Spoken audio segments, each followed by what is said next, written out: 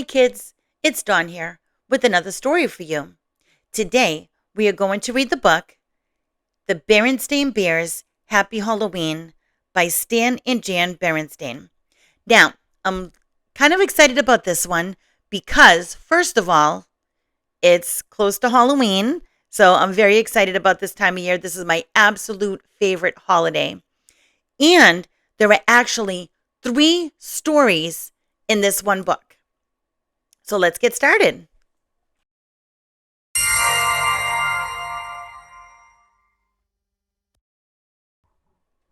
The sights and sounds of autumn were all around as Mama Bear pushed her shopping cart along the path that led to the Bear family's treehouse. The trees and shrubs were ablaze with color. Farmer Ben's pumpkin stood bright orange in the October sun. The crows cawed noisily as they searched the stubble for bits of corn. Wild geese in great V formations honked high in the sky as they flew south. But the surest sign of the season was inside the treehouse, hiding behind Papa Bear's easy chair. It was Brother Bear, waiting to try out his Halloween costume on Mama. It wasn't Halloween yet, but brother and sister couldn't wait to try on their new costumes. Sister was going to be a beautiful ballerina. "Well, what do you think?" she asked, taking the 3rd position. "Shh," said Brother. "Mama's coming." Brother had chosen to be a spooky monster on Halloween. He had bought the spookiest monster mask he could find, and Mama made the rest of the costume. "Boo!" he shouted as Mama came in with the groceries. "Help! A monster!" she cried, pretending to be frightened. "It's only me, Mama," he said, showing his face. "So it is," said Mama. "Well, that just goes to show that appearances can be deceiving." "Appearances can be deceiving? What's that mean?" asked Sister. "It's just a grown-up way of saying that things aren't always what they look like," explained Mama as she unpacked the groceries. "Look, goodies," said Brother. "Hands off, please," said Mama. "Those are for trick-or-treaters who come to our house tomorrow night." Brother and Sister were very excited about Halloween, and a little nervous, too. This was the first year they would be going trick-or-treating without a grown-up along to supervise. Ooh, how exciting.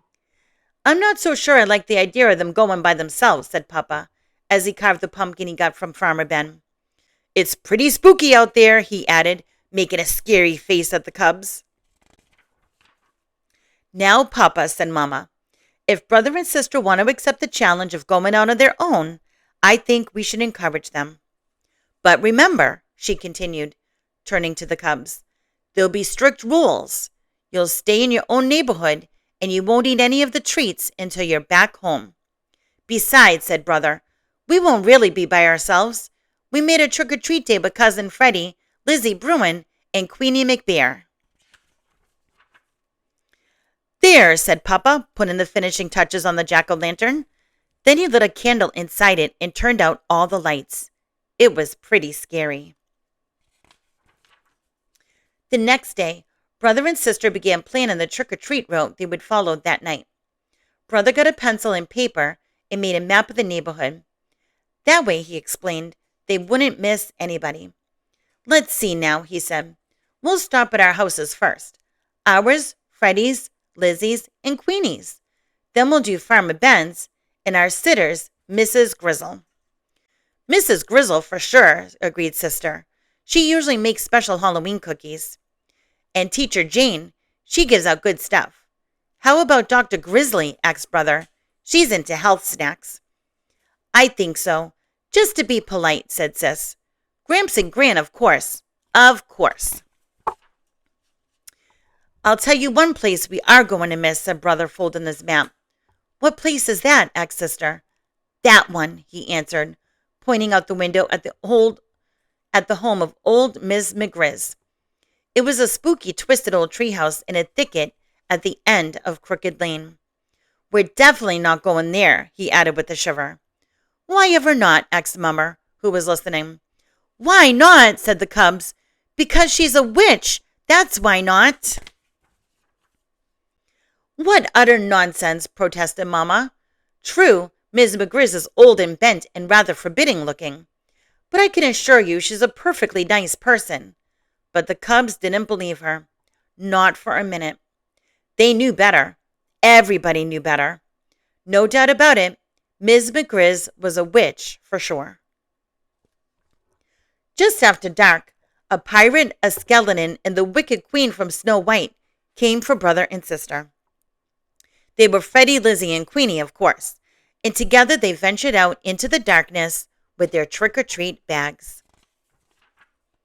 Before they could get started collecting Halloween goodies, they were joined by some worrisome company.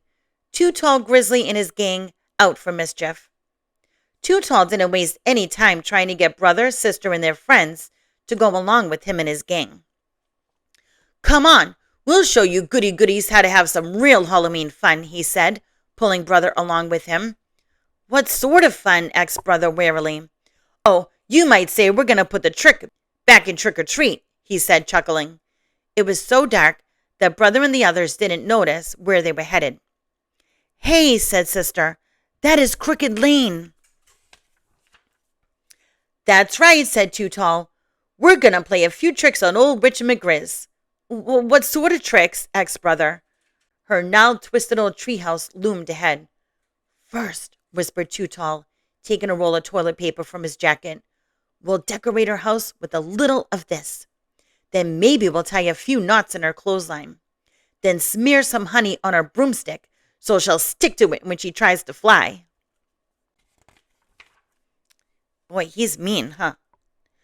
But before Too Tall and his gang could start their mischief, the front door opened and a bright yellow light stabbed the darkness. And there in the doorway stood the frightening figure of old Miss McGriz. "Aha," she said in a gravelly voice. "I'm ready for you." She led the terrified cubs into a cozy living room. To their great surprise, there was a big tray of beautiful candy apples, all prepared for Halloween visitors. "Mama was right," whispered sister to brother. "Miss McGriz really is a sweet, kind old person." The cubs thanked her for the beautiful apples and went about the rest of their trick-or-treat business. Later that evening, brother and sister were at home looking over all the treats they had collected. The beautiful candy apples stood out, and Papa asked where they came from. "From Miss McGriz," answered brother. "From that scary-looking old grouch puss that lives down Crooked Lane?" said Papa. "That's right," said brother, taking a delicious bite of his candy apple. "You must really try to remember, Papa," said sister, giving her apple a little lick. "Appearances can be quite deceiving." And there you have it, right? And I do believe that I've read this story on this channel before. So you could go back and listen to that one again too. It might seem a little bit different. All right. On to the next story.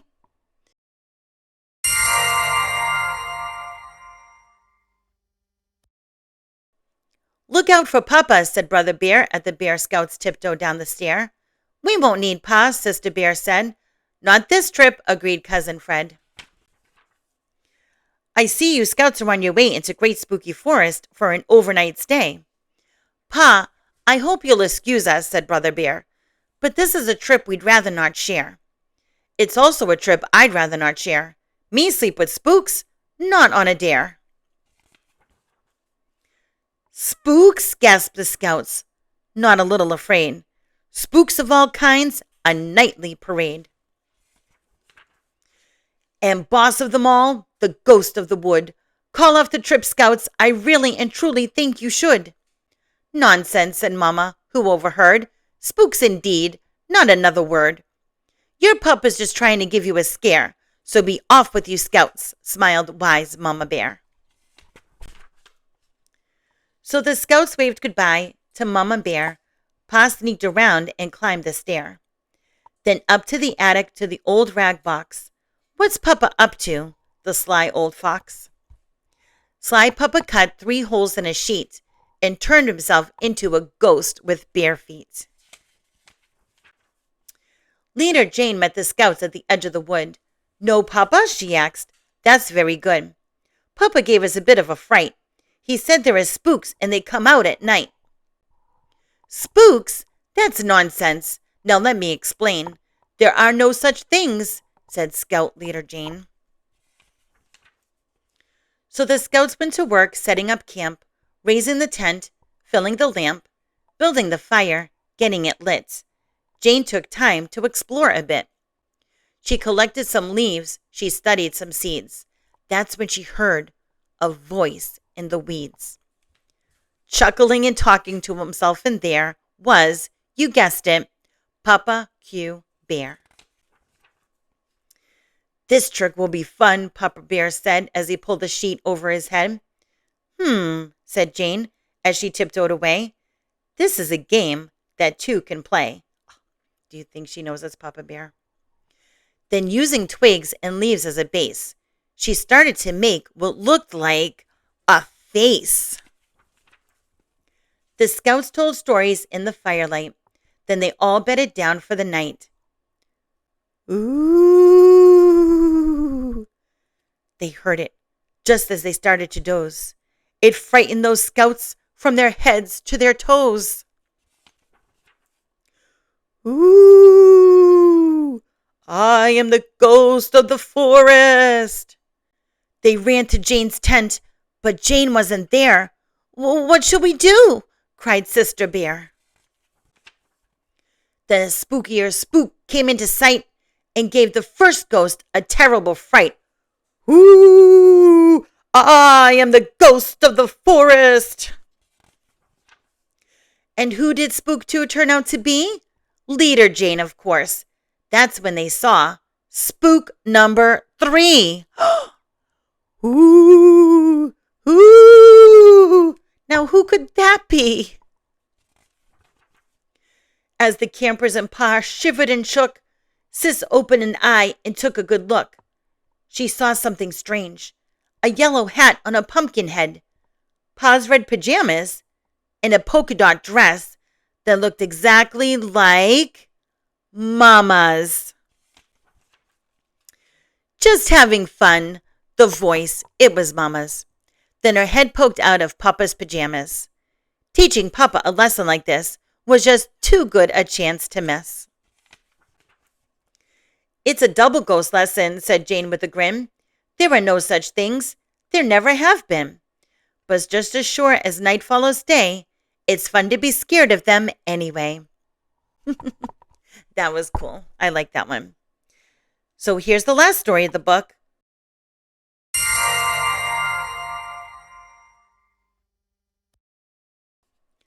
Pumpkins are just like everything else in nature, said Papa Bear as he and the cubs finished weeding the pumpkin patch. No two of them are exactly alike. That's for sure, agreed Brother Bear. Look at that funny flat one and that lumpy one over there. Then there was the giant, which is what Papa had named the one that just seemed to be getting bigger and bigger. Why is it that no two things are exactly alike? Asked Sister Bear. It's just the way nature is, answered Papa. Time to wash up for supper, called Mama Bear from the treehouse steps. What about Queenie McBear's twin brothers? Asked Sister. They certainly look a lot alike, said Papa, but I've noticed that Mrs. McBear could tell them apart quite easily. In you go, said Mama, shooing her family into the house. But Sister didn't go right in. She stood on the stoop for a moment and looked out over Bear Country. It was well into fall, so the days were getting shorter. Halloween had come and gone. Pretty soon, the bears would start thinking about Christmas. But right now, Bear Country was aglow in the setting sun. Farmer Ben's well-kept farm looked especially fine, with its baled hay, corn shocks, and pumpkins casting long shadows. I guess nature's pretty amazing, Sister said as she looked out over the beautiful scene. It's the most amazing thing there is, said Mama. Come on now, in you go. Farmer Ben's farm sure looks beautiful in the setting sun, said Sister as the family sat down to supper. Said Papa grumpily. Farmer Ben's not such a much. Not such a much, said Mama. Why, Ben is your finest farmer in Bear Country. And besides, he's one of your best friends. That may be so, said Papa. But earlier today, he came by and said, Nice little pumpkin patch you've got there, Papa. What he said is true, said Mama, especially compared to his fields and fields of pumpkins. That may be so too, grumped Papa, but I didn't like the way he said it. He sort of chuckled. My patch may be small, but the giant is big. It may be the biggest and best pumpkin in all Bear Country. What do you think about that? I think you're being oversensitive, said Mama. Come, let's clear the table so the cubs can do their homework. Brother and sister sighed as they spread their books out onto the table. What's that all about? Asked Papa. Oh, I was just thinking, said Brother. With Halloween over and Christmas almost 2 months away, there's nothing to look forward to. That's right, added Sister. Nothing except lots of homework. Oh, is that so? Protested Mama Bear. It just so happens that there's something very important to look forward to, a very special holiday called Thanksgiving. That's when we give thanks for all the wonderful— Your mama's absolutely right, interrupted Papa.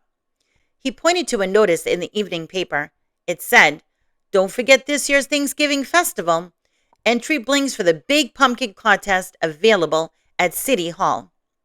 Thanksgiving is a very important holiday, especially this year, because we're going to enter the giant in the pumpkin contest and beat the pants off Farmer Ben. But Papa, he's a professional, said Brother. He's won the contest 10 years in a row. All the more reason to teach him a lesson. Come on, let's go on and check up on the next heavyweight pumpkin champion of Bear Country, he said. Now it was Mama's turn to sigh. Thanksgiving was about giving thanks, not beating the pants off Farmer Fred.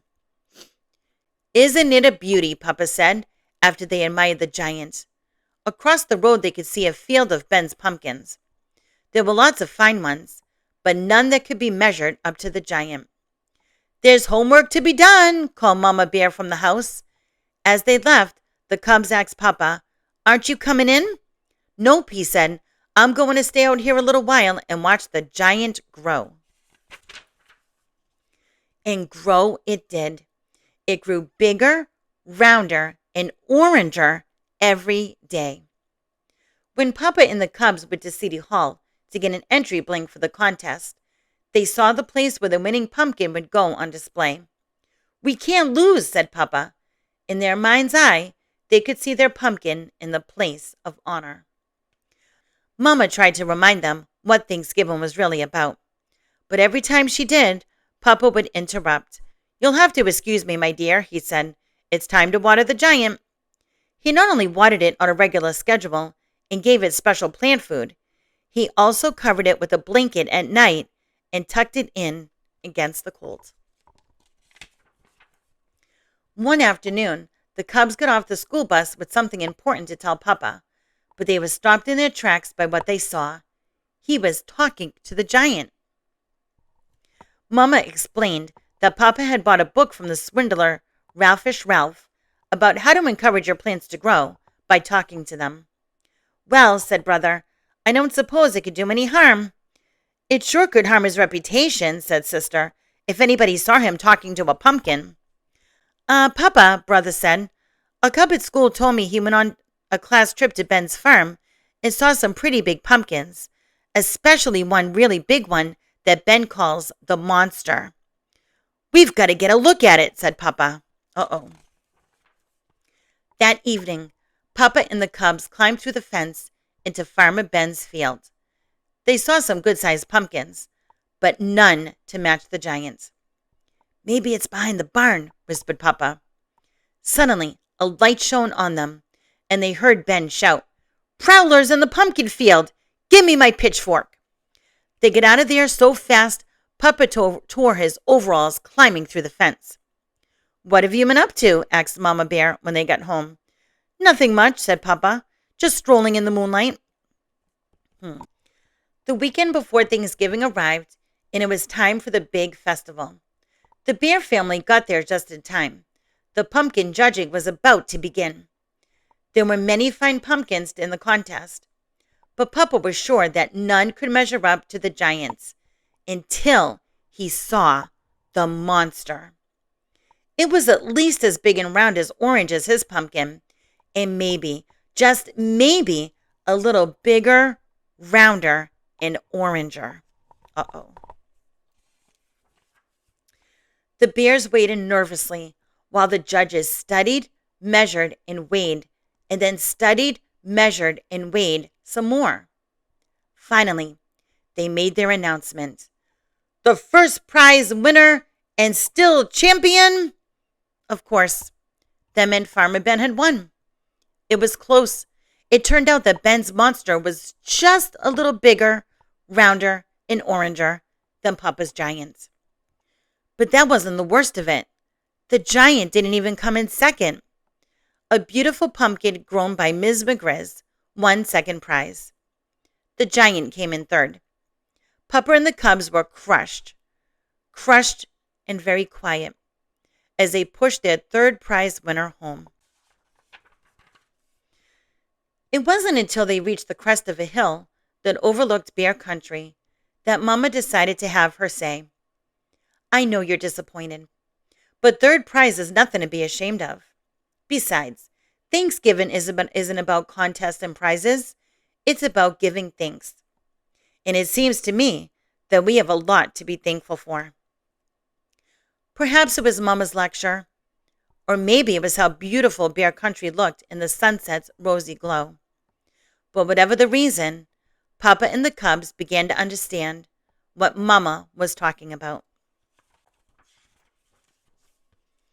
Even more so on Thanksgiving Day. After the bears gave thanks for the wonderful meal they were about to enjoy, Sister Bear gave her own special thanks. I'm thankful, she said, that we didn't win first prize. If we had, the giant would be on display in front of City Hall instead of being part of the yummy pies we're going to have for desserts. Ooh, I love a good pumpkin pie.